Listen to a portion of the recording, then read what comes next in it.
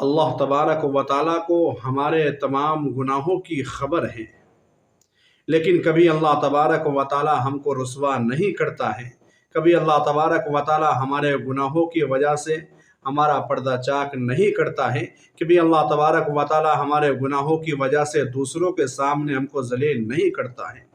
ہم اکیلے میں اور چھپ کر کے ایسے ایسے گناہ کرتے ہیں کہ اگر ان میں سے ایک گناہ کا علم بھی، ایک گناہ کا پتہ بھی ہمارے باپ کو چل جائے، ہمارے بھائی کو چل جائے، تو ہم کو اپنے پاس بٹھانا پسند نہیں کریں گے۔ ہمارے دوست کو ایک گناہ کا بھی معلوم ہو جائے جو ہم چھپ کر کے کرتے ہیں، اکیلے میں کرتے ہیں، تو ہمارے پاس بیٹھنا پسند نہیں کریں گے۔ ہم اس پروردگار کے ساتھ بے وفائی کر رہے ہیں، اس اللہ تبارک و تعالیٰ کے ساتھ بے وفائی کر رہے ہیں کہ جو ہمارے گناہوں کے باوجود لوگوں کے سامنے ہم کو ذلیل نہیں کر رہا ہے، لوگوں کے سامنے ہم کو رسوا نہیں کر رہا ہے۔ آج ہم اس پروردگار کے ساتھ بے وفائی کر رہے ہیں۔ وہ پروردگار تو چاہ رہا ہے، اس پروردگار تو ہم کو موقع دے رہا ہے کہ میرے بندے تو کہاں گمراہی میں اپنی زندگی کو گزار رہا ہے، میرے بندے تو میرے پاس لوٹ کر آ جا، میرے بندے تو میرے پاس لوٹ کر آ جا، میں تیرے تمام گناہوں کو معاف کر دوں گا۔ لیکن آج ہم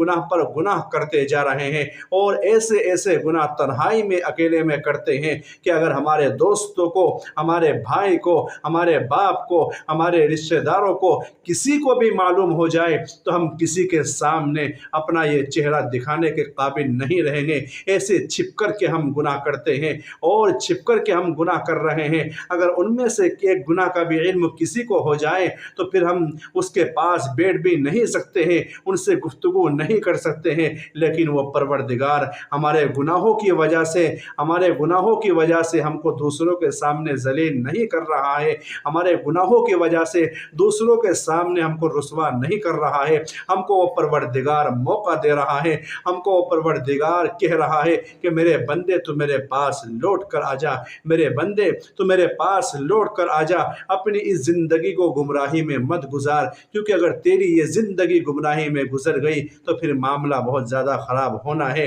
تو اس لیے